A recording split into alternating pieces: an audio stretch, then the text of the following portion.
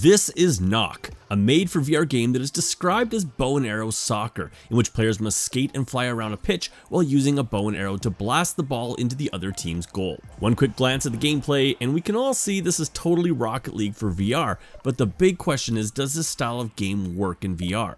The short answer is absolutely yes, and the long answer? Well, you'll have to watch the video, I guess. Nock released on the Quest about a year ago, but is now coming to the PSVR 2, May 25th, 2023. Stick around as we put it through its paces.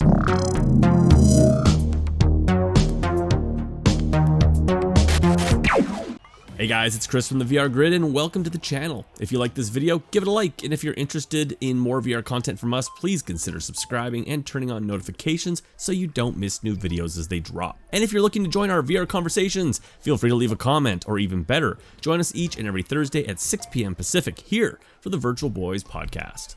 Kicking things off, Nock is through and through a VR sports title and will require a lot of upper body movement as you will be constantly swinging your arms around to move and shoot. Like I said, this is bow and arrow soccer and takes place over a handful of different styled arenas in matches ranging from 1v1, 2v2, or 3v3. This can be played offline with bots, but really is meant to be played online with others. Jumping into Nock on my PSVR 2, I will tell you I went in completely blind as I had completely missed out on the hype surrounding the Quest release. I knew this was supposed to be very reminiscent of Rocket League, but I had my doubts that Nock would be able to capture that Rocket League feel, as I had visions of teleporting around an arena awkwardly chasing a ball while jankily firing off arrows. Well, I'm thrilled to say I was totally wrong about this game, as within minutes of jumping into the tutorial stage of Nock, I quickly realized that developers had indeed managed to crack the VR code on this one. The gameplay here is incredibly simple really, but much of why this works is due to Nock's style of locomotion. Teleportation, this is not, and instead has you essentially rolling around the arena on what feels like being on a hoverboard or something. The game describes itself as being on skates, and I also get that comparison, as moving around in Nock instantly brought to mind my time in the now classic VR title, Sprint Vector. As similar to that game, you glide quickly and effortlessly in any direction, carrying a sense of momentum with you that feels like gliding when you get off the throttle. Now thankfully for my shitty cardio, you won't be pumping your arms like you did in Sprint Vector to move around, and instead you'll use your left hand's grip button to grab the space in front of you and literally toss yourself in the direction you wish to go. Now when the tutorial first asked me to do this, I instantly thought of pulling myself around in games like Gorn and Gorilla Tag, and I threw up in my mouth a little bit. But let me tell you, it really works here. Making movement fast and effortless and changing directions on the fly is a breeze. And it is here where that feeling of gliding with your gained momentum really comes into play, as half the fun and much of the game's strategy revolves around you being able to fire off arrows while keeping your momentum. Keeping with the Rocket League gameplay comparison, players also have the benefit of taking to the air for more vertical plays when the ball is high up in the arena. This can be done either by quickly gliding into the game's curved walls and scaling them, or you can simply grip the ground with your right hand and push down, which launches you into the air. Keeping things from getting too crazy though, changing directions is limited when in the air, and I think this was a great choice to maintain that gameplay balance found in Rocket League. Now, as for actually interacting with the ball, of course, shooting it with your bow is the primary gameplay mechanic here. Thankfully though, it feels great to shoot off arrows, and the included reticule really helps with the accuracy. Thankfully, the controllers track almost perfectly here and include some nice trigger haptics to boot.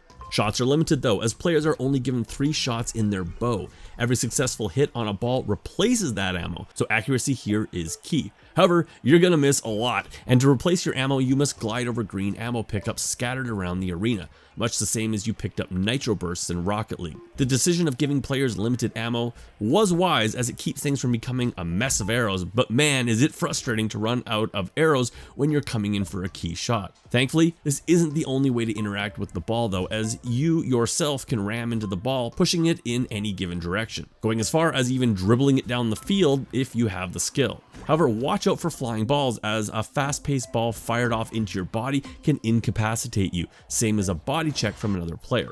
This isn't permanent, but it will take you out of play for what can be 5 precious seconds. But let me clarify, getting in front of the ball is part of the game, and to get knocked out, you will have to take it to the face point blank. As such, much of the game will see players playing defense and goalie trying desperately to chase, block, or redirect incoming shots on net.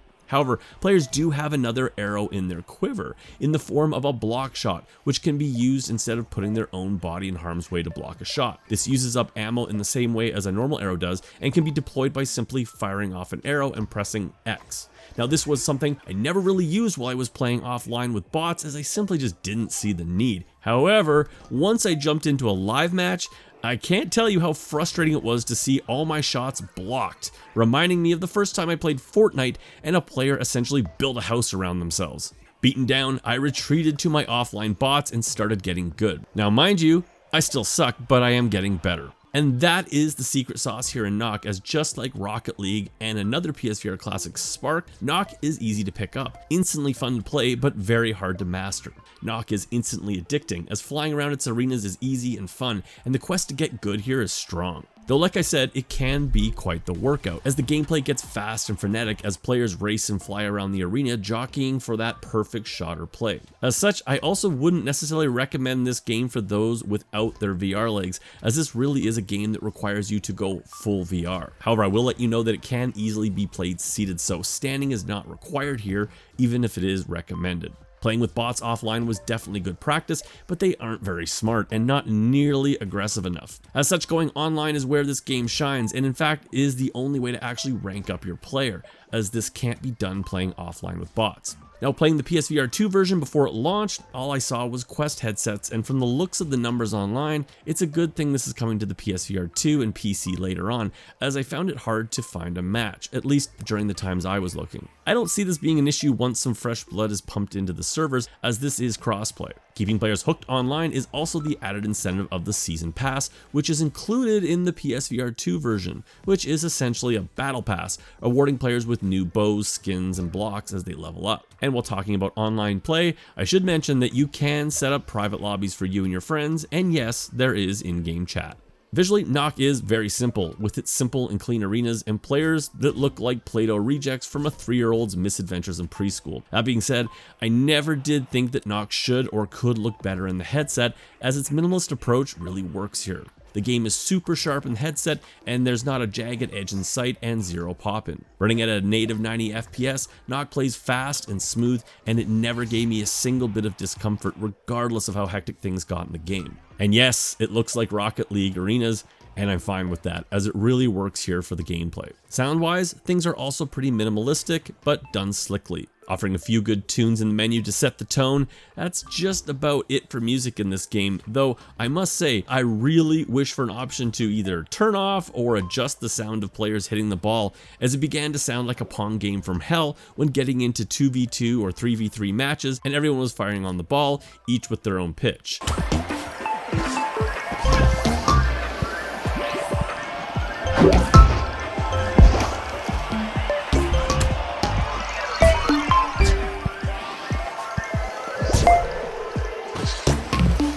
Although, I guess you could just turn that down and crank up Spotify.